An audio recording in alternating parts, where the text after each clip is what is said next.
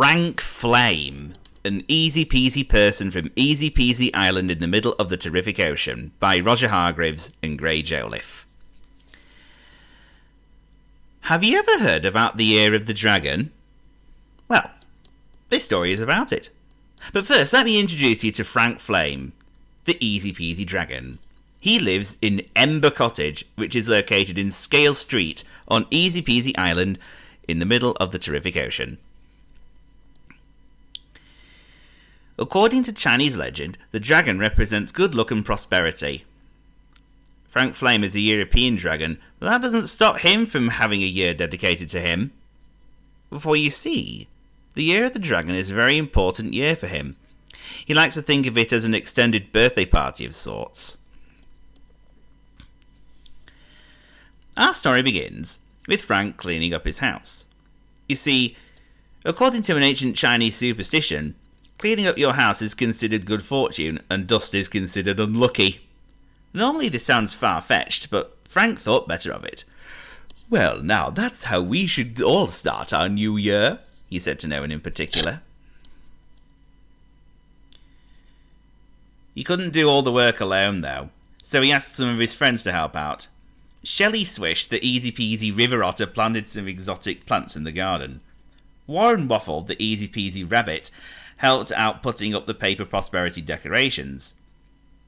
After putting his foot down on doing that, "Why, didn't I tell you, Frank?" he said. "Rabbits feel unlucky."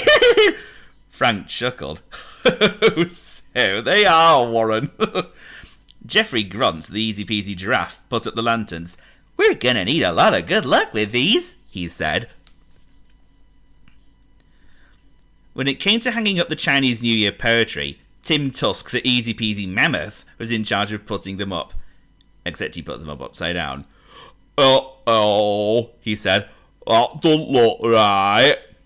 "Oh, but it does actually," replied Frank. "It's meant to be put upside down." Tim looked at it and then looked at Frank.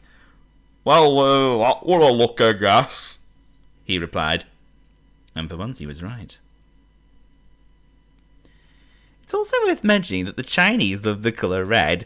It's a symbol of prosperity and good fortune. I bet you're wondering who painted the walls of Frank's house. I'll tell you. It was Patricia Peck, the silly, easy-peasy woodpecker. "If Roland Rumsteak was here now," she said, "he'd really be seeing red." She painted everything. Even the doormat. Frank laughed. "Something tells me everyone's going to have a hard time seeing me." Quinn Quack, the easy-peasy duck, wasn't too pleased with Patricia's paint job, especially when Trevor Trunk, the forgetful easy-peasy elephant, came walking in suddenly, leaving red footprints everywhere. "Hey, Trevor," she said in a very irritated tone. "Go and wash your feet. They're filthy." Thought Trevor. "No, where did I put the bathroom in my house anyway? Oh, goodness me." Then, who should come along but Sabiha Stripe, the easy-peasy zebra, wearing her most fabulous red hat. She was followed by Linda Laugh, the very funny easy-peasy hyena. "Hey there, everyone," began Linda. "What's black and white and red all over?" "No, what's black and white and red all over?" responded everyone. "Sabia and her new hat. Ha-ha!" laughed Linda. "Very humorous," thought Sabiha, who wasn't into Linda's childish jokes.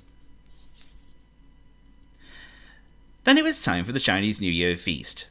And who should bring it along but Ping Puff, the easy-peasy panda. Didn't I tell you? He's a world-class chef.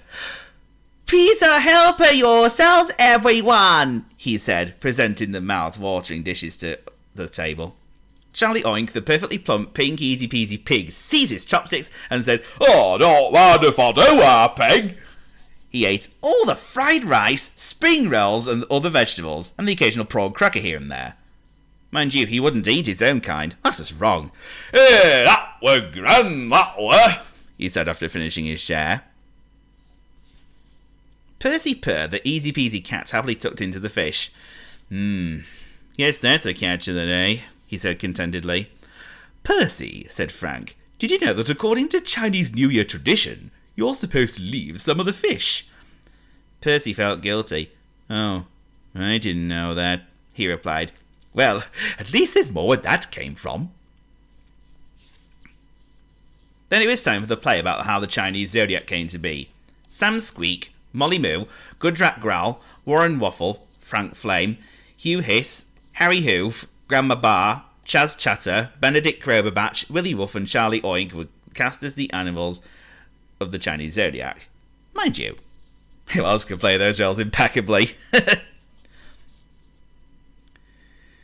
When he got to the part where the horse was just about to cross the finishing line, Hugh Hiss jumped out of nowhere and gave Harry Hoof an awful fright. Whoa! Shrieked Harry as he fell over backwards in surprise.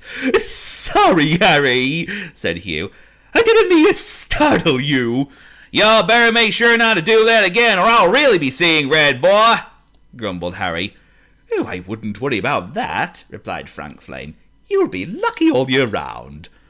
Harry felt dumbfounded, but continued on with the show anyway.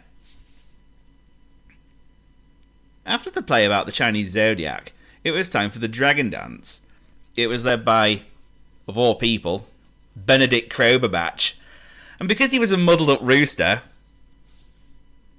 he didn't know whether he was coming or going, and everyone bumped into him and tripped over.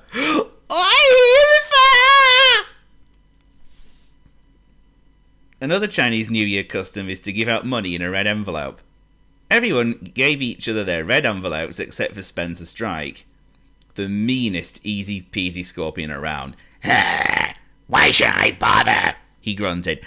Am I needed for something? Like what? Sang Adelia Dodd, the loopy easy-peasy ladybird. You don't want to know, poker face, muttered Spencer. Finally, it was time for the fireworks show. Frank Flame and the bunch went to his garden to light the fireworks and set them off booming.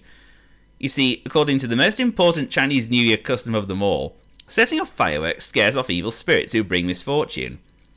I'm sorry to say that Bertram Bleat with the clumsy easy-peasy goat was carrying the box of fireworks and he couldn't see where he was going and he tripped over those untied shoelaces of his and the fireworks landed in the pond.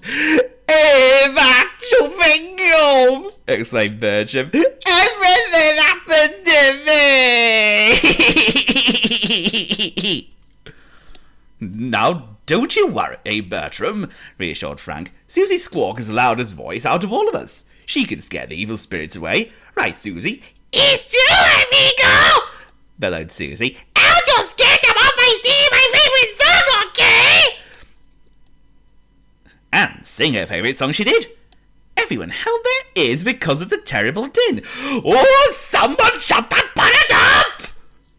Frank, on the other hand, just smiled. Well, you know, he said to no one in particular. I am lucky to have friends like these. And you still haven't done anything about the noise pollution yet? Better get used to it, Desmond,